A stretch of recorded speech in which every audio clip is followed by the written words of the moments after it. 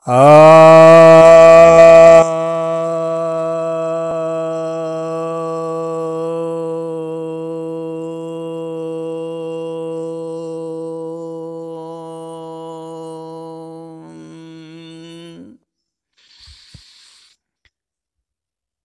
भक्तजनों को सप्रेम नमन। भक्तों, आज मैं आपको एक बहुत महत्वपूर्ण विषय पर एक महत्वपूर्ण योग बतलाने जा रहा हूँ। यह योग उनके लिए है जिन्होंने बहुत समय से बहुत बार जिज्ञासाएं की हैं। व्यक्तिगत रूप से तो मेरे पास जो आते हैं मैं उन्हें बताता हूँ, परंतु जिनका संबंध इंटरनेट के ही माध्यम से है उनके लिए, उन भक्तों के लिए आज मैं बता रहा हूँ कि मनोवांछित संतान के लिए किस प्रकार के योग होने चाहिए। जैसे कोई व्यक्ति लड़की चाह रहा है कि उसे संतान के रूप में लड़की की प्राप्ति हो, या कोई चाह रहा है कि लड़के की प्राप्ति हो, तो कैसे हो सकता है, उसके लिए क्या योग करने होंगे। तो आज मैं उसी विषय पर बता रहा हूँ। यदि दोनों ही समर्थ हैं, दोनों में किसी प्रकार का दोष नहीं है पति पत्नी में, तो सिर्फ लड़की चाहिए या लड़का चाहिए उस विषय पर ही यह योग है। तो इसके लिए क्यों लड़की होती है, क्यों लड़का होता है, योग के हिसाब से मैं आपको बता रहा हूँ। सहवास के समय यदि जब हमारा वीर्य स्खलन हो रहा है तो उस वक्त यदि बाईं नाक से सांस चल रही है तो संतान पुत्री के रूप में प्राप्त होगी, और यदि दाईं नाक से सांस चल रही है तो पुत्र के रूप में संतान की प्राप्ति होगी। और यदि दोनों ही नाकों से सांस चल रही है तो नपुंसक संतान की प्राप्ति होगी। इस विषय पर लोग ध्यान नहीं दे पाते हैं, परंतु योग में इसका विधान है। तो आपको क्या करना है कि जब आप सहवास में प्रवेश करते हैं तो शुद्ध मन से प्रवेश कीजिए, स्नान वगैरह से निवृत्त होकर के, और जैसे मंदिर में जाते हैं उस तरह से आपको जाना है। और इच्छित संतान के लिए अच्छी आत्माया है, इसके लिए आपकी पवित्रता, शुद्धता, निर्मलता बहुत जरूरी होती है। अब मान लीजिए कि आपको पुत्री की प्राप्ति करनी है, तो उसके लिए आप क्या करेंगे कि आप दाईं करवट लेट जाएंगे, और दाईं करवट लेट जाएंगे और आधे घंटे के आसपास तक जब आप लेटे रहेंगे तो आपकी बाईं नाक से सांस चलने लगेगी। यदि आप इसे थोड़ी जल्दीबाजी में और करना चाहते हैं तो आप अपनी कांख में तकिया रख सकते हैं, तकिया से दबा सकते हैं इसे, और तकिया से दबा देने के बाद आप देखेंगे कि जहाँ वो आधा घंटा में ऐसे हो रहा था सामान्य रूप से, तो ये 15 मिनट के आसपास में बदल सकता है। और जिन लोगों को परेशानी है वे लोग अपनी दाईं नाक में रुई का फोहा ठूस देंगे तो भी बाईं नाक से सांस प्रश्वास आपके आने लगेगी। परंतु ये सुनने में जितना सहज मालूम पड़ता है उतना सहज भी नहीं होता है, क्योंकि व्यक्ति को घुटन होने लगती है। शरीर की मनोदशा कुछ और है, दिमाग की मनोदशा कुछ और है, और यदि विपरीत में श्वास प्रश्वास चलाया जाए उस मनोदशा के विपरीत में, तो व्यक्ति को घुटन होने लगती है। इसलिए प्राणायाम का अभ्यास करना भी बहुत जरूरी है। तो आपको कौन से प्राणायाम करने हैं?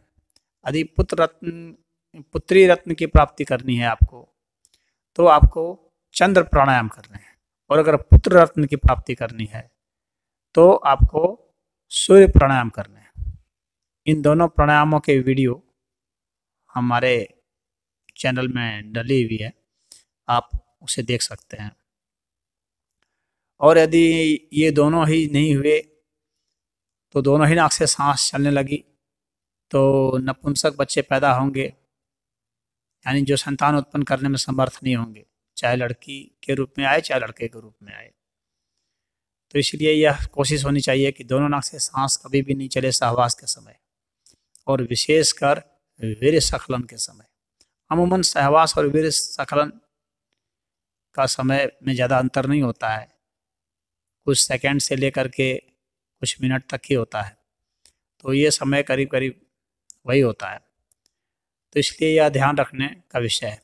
तो यदि आपको पुत्री चाहिए तो आपकी बाईं नाक से सांस चलनी चाहिए, और अगर पुत्र चाहिए तो दाईं नाक से सांस चलनी चाहिए। अब कुछ विज्ञान पर आते हैं।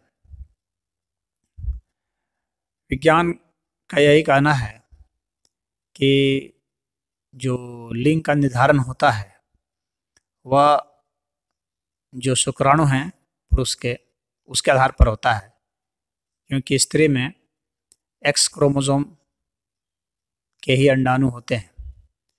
तो जो शुक्राणु होते हैं जो एक्स और वाई क्रोमोसोम के होते हैं, तो विज्ञान का ये कहना है कि इन दोनों के चांसेस जो हैं वो 50% है, यानी 50% चांस है कि एक्स क्रोमोसोम जिससे कि पुत्री प्राप्ति होती है वह जा कर के अंडाणु के साथ मिलन कर ले, या वे शुक्राणु जो कि वाई क्रोमोसोम दिए हुए हैं जो कि पुत्र की प्राप्ति कराते हैं वे जा कर के अंडाणु से मिलन कर ले।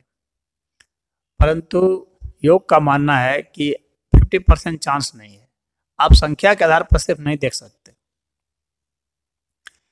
उसमें उसे प्रेरणा किस चीज की मिल रही है, शक्ति किसे किस चीज की मिल रही है, यह बहुत बड़ा कारण होता है। इसकी वजह से भी पुत्र और पुत्री की प्राप्ति होती है। यानी शुक्राणुओं की संख्या निश्चित रूप से उतनी है, लेकिन उसकी जो मोटिलिटी होती है, मोटिलिटी भी बहुत महत्वपूर्ण है, यानी उसकी जो गति होती है, जो उसमें, क्योंकि वे सारे रेस में होते हैं, वहाँ तो लाखों की तादाद में होते हैं वे, और उन लाखों की तादाद में रेस में होते हैं। तो उस रेस में जो आगे निकल जाए और अंडाणु के साथ प्रतिक्रिया कर जाए, तो उस रेस में आगे वही निकलेंगे जिनके लिए हम भावनाएं देते हैं, भावनाओं से उन्हें शक्ति मिलती है, और जिनके लिए हम शक्ति देते हैं अपने श्वास प्रश्वास से और नस नाड़ियों से जो शक्ति उन्हें मिलेगी, तो उस शक्ति को वे रिसीव करते हैं और उसके हिसाब से वे चलते हैं। उनकी जो सामान्य मोटिलिटी होती है उसमें ये परिवर्तन कर देता है। तो यानी यदि हम बाईं करवट लेटे हैं और हमारी दाईं नाक से सांस चल रही है तो इसमें बहुत ज़्यादा ऊर्जा का उत्सर्जन होगा, और इस ऊर्जा के उत्सर्जन से उसको शक्ति मिलेगी। लेकिन किसको शक्ति मिलेगी? सिर्फ उसे शक्ति मिलेगी जो कि वाई क्रोमोसोम्स वाले हैं।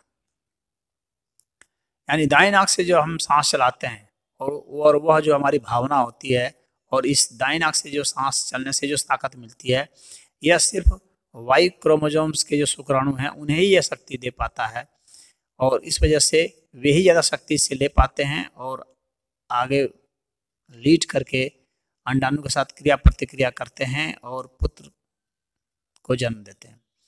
उसी तरह से अगर हम बाईं नाक से सांस चला रहे हैं तो इसकी जो भावना और प्रेरणा होगी, इससे जो शक्ति मिलेगी वह सिर्फ उन शुक्राणुओं को मिलेगी जो एक्स क्रोमोसोम लिए हुए हैं, यानी जो पुत्री की प्राप्ति कराते हैं, और वे जा कर के वहाँ पर अपना काम करेंगे, अंडाणु के साथ क्रिया प्रतिक्रिया करके पुत्री की प्राप्ति कराएंगे। लेकिन यदि दोनों नाक से सांस चल रही है जो कि सम है, दाईं नाक से जो सांस चलती है वो गर्म होती है और बाईं नाक से जो सांस चलती है वो ठंडी होती है, तो अगर ये दोनों नाकों से सांस चल रही है तो यह जो तापमान है शरीर का ये सम हो जाता है, और सम तापमान वाले नपुंसक हो जाते हैं।